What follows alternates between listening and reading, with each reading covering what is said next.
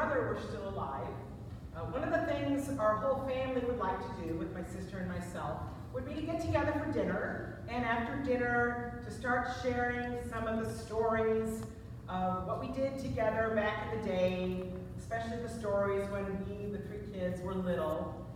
And our favorite stories to share were the ones of our summer vacations. This may be true for you and your family as well.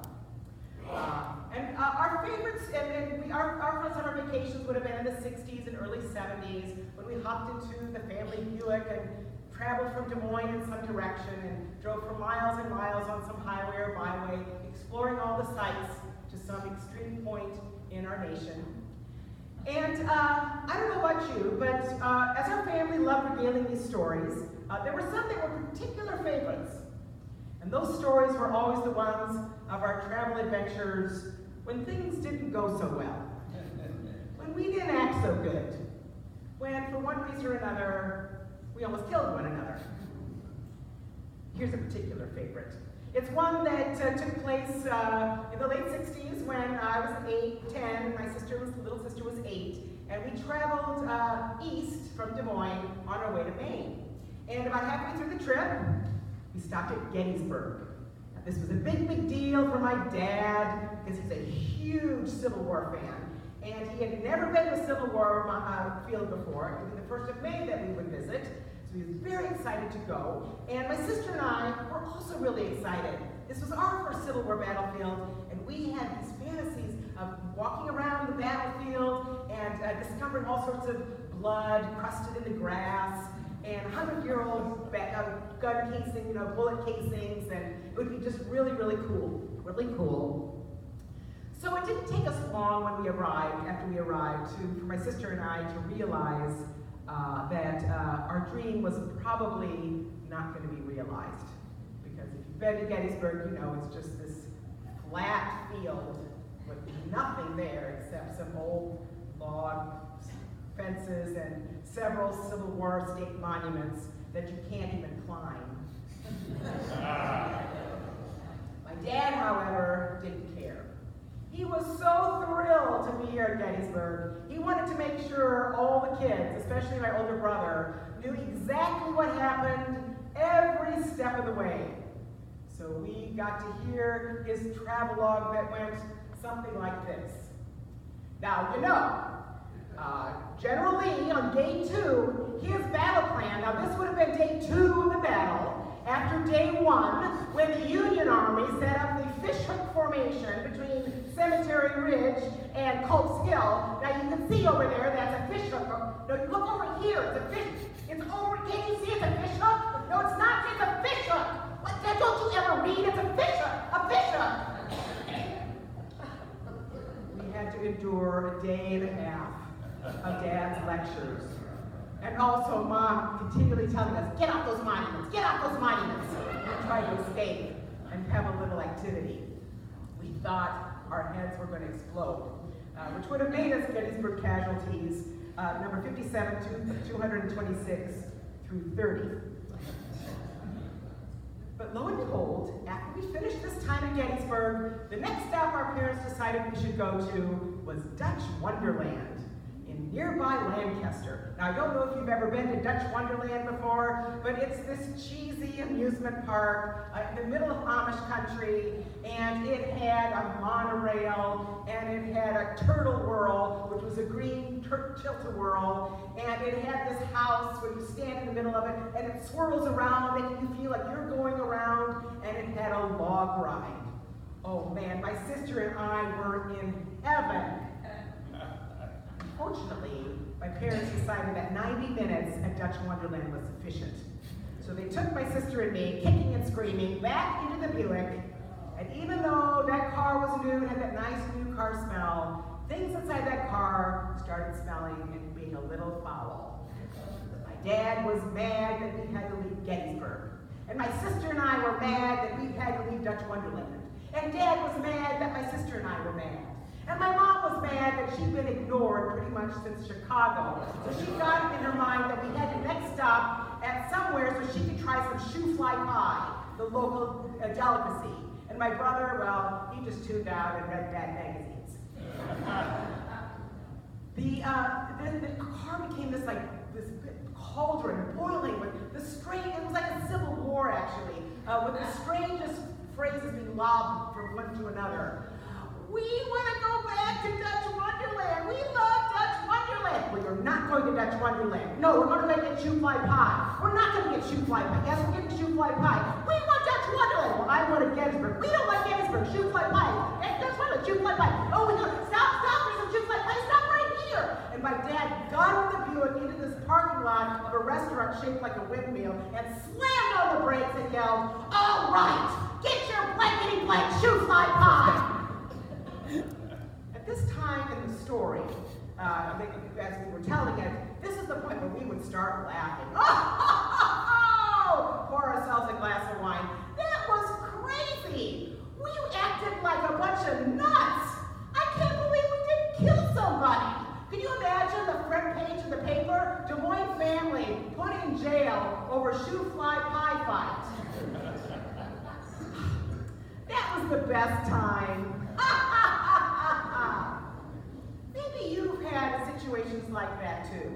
You like telling stories of your background and stuff you've done together, but the best ones are the ones that didn't go so great, when you didn't act so good, when for whatever reason, somebody could have put an eye out. We might ask ourselves, why are these stories such favorites of ours? The stories where things should have gone right, but they didn't. Why do these stories in our own lives and in the movies make us laugh? Well, the present story, we could say, well, partly because those phrases, you know, the context of shoe fly pie and Dutch Wonderland and all that stuff was just ridiculous to get so upset about those kind of things. But also because, you know, we were in a bad space, and something bad could have happened. Dad could have lost control of the car, hit somebody because we were just all so very mad. But you know what? That didn't happen. We managed to get through okay, so we laughed. That was just a crazy, hilarious time. A time that we're really glad we got to spend together and go through together.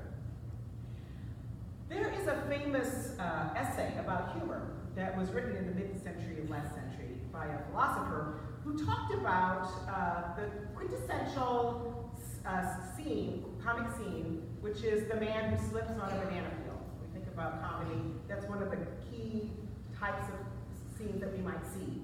And he asks himself, why do we laugh when we see a man slip on a banana peel? And he says, you know, we laugh because the man gets up after he slips. If the man, as he fell, broke his neck, we wouldn't laugh. We would be in shock. We would cry. That's a tragedy. And really, when you think about it, that's what should have happened. Because of the laws of gravity, the way that the man falls, because the man isn't paying attention, he should have fallen and hurt himself really badly. But for some reason, who can explain it? He bruises his ego a little bit, dusts off his suit, and moves on. We laugh partly because it looks kind of silly to fall and get up, but more than that, we laugh as a way of reminding ourselves that although the world seems to us a very scary and oppressive and unforgiving place, things are happening all the time that we can't explain. We're not getting hurt. We're not getting punished like we should.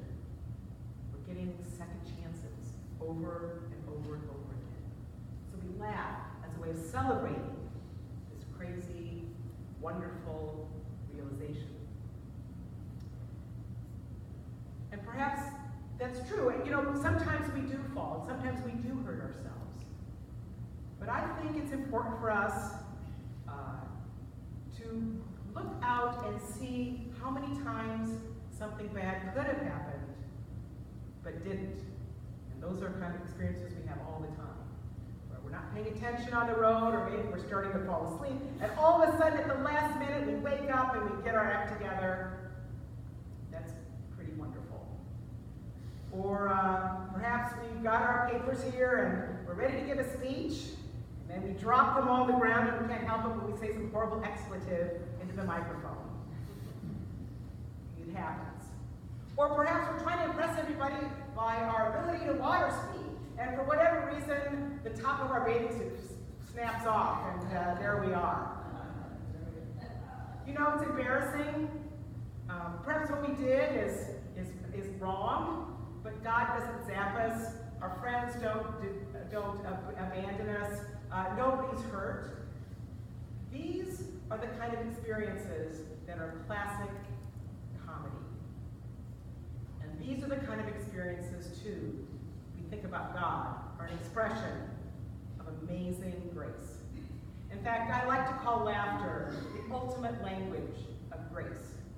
Because when we laugh, we remind ourselves that we're getting a second chance when something happened that otherwise promised to undo us. That somehow God is there, and we live in a universe that is constantly giving us second chances, no matter what we've done, or no matter who we are. And that's what I think is so wonderful about the story of the Exodus. Now, when we think about this story of the slaves crossing the wilderness and what that story is about, if you watch a movie about it, we usually think, oh, it's a story of how God, with God's amazing power, brought those horrible plagues upon those Egyptians, those frogs, those locusts, those swords, and finally Pharaoh relented and let the people go, and then they came to the Red Sea, and God parted the Red Sea so the Egyptians could get across, and then when the Egyptians were trying to get across, God put the water back on them and killed them. We are so grateful for our mighty and powerful God. Amen. Amen.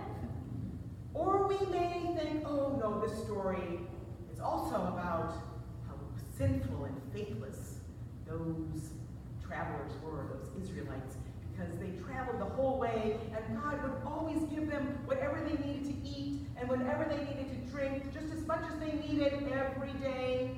And yet every next day, they were quite sure that God was going to forget, that God wasn't going to bring them what they needed. They complained the whole way. Yeah, they were that stiff-necked people that we don't want to be, that we're going to have faith. We're not going to be like that. That's what the story is teaching us.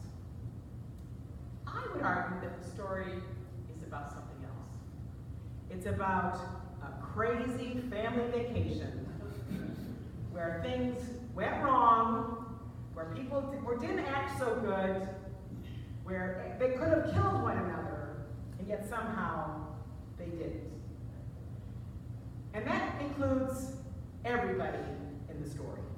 And we get a really good example of how the ancients wanted us to know what went on that trip with this story of the golden calf. Because in this story, nobody escapes unscathed and acting the way they should.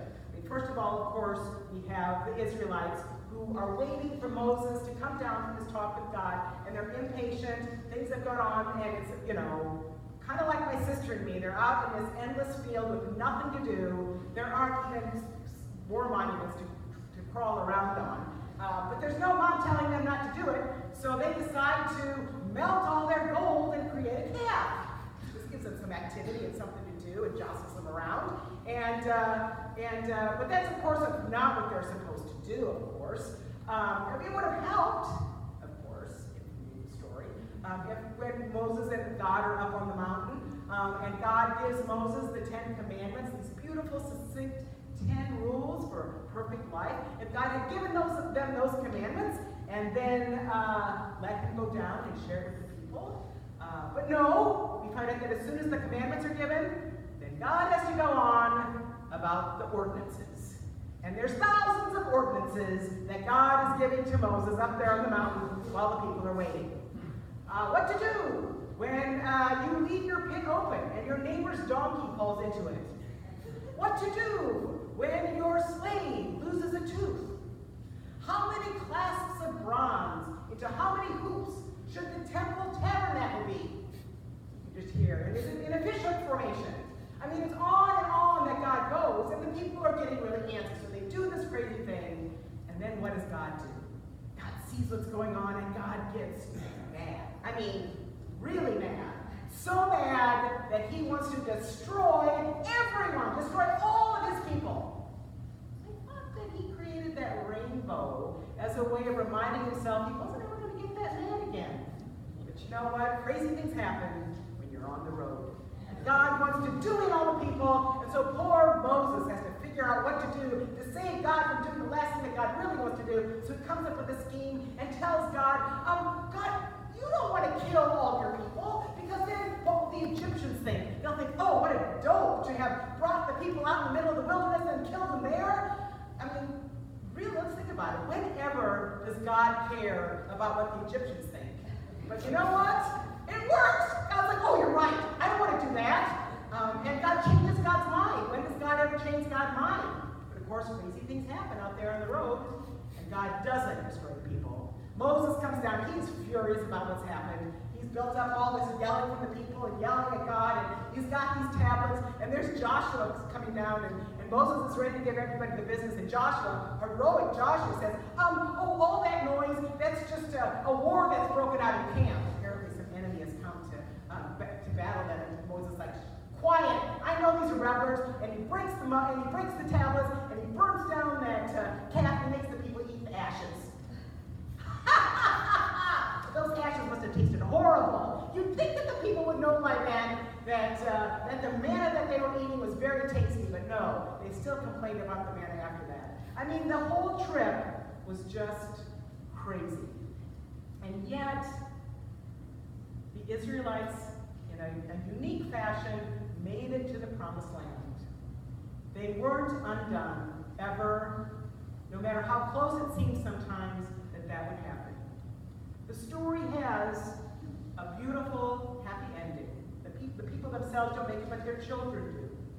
And this becomes the great story that the Israelites like to tell about themselves, this trip that they took and what they learned, and this closeness that they had with God, because it was such a crazy time when nobody was behaving and nobody had the right answers, and really bad things could have happened, but they didn't.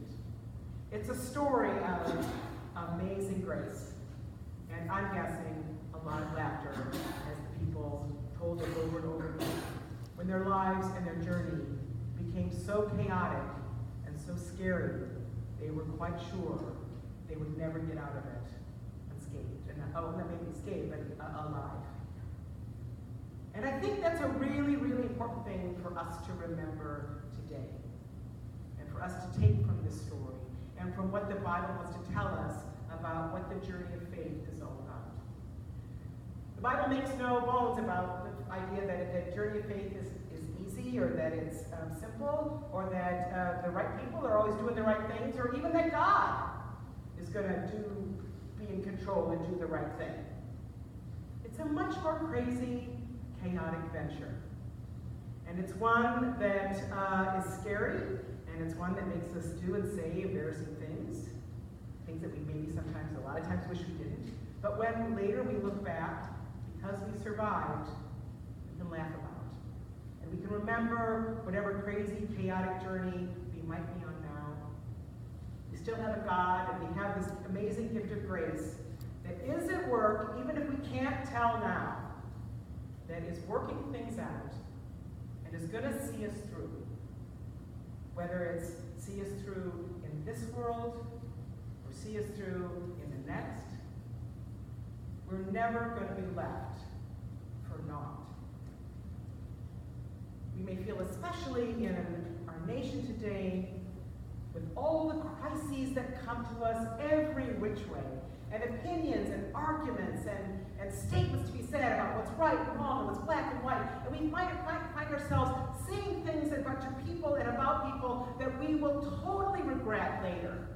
And we want to be careful and think about that as we do. And one of the ways I think we can help ourselves in this crazy time in which we live, where it's so stressful and can feel so scary, to remember that we live in a world of amazing grace.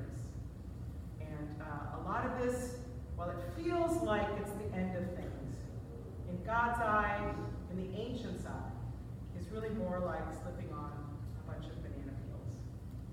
We want to keep our perspective, find ways of laughing as we go, not only for ourselves, but helping others with delightful surprises. Maybe even on a Sunday, when we start announcing the coming of our Pride Parade and how much fun it's going to be, we might invite the congregation to think, what might that pastor be wearing under her robe? She'll happily say, a pair of for the journey. Oh, here's the other one. Oops, for now.